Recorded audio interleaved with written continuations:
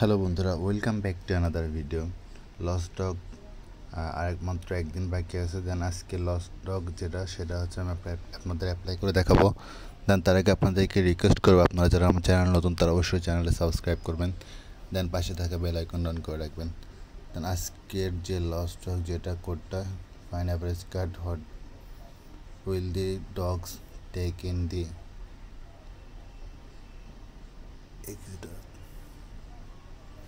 দেন হচ্ছে আজকের উইনিং কার্ডটা হচ্ছে ফরবিট্রয় সার্ভাইভার কিট। দেন হচ্ছে রিভিউন্স।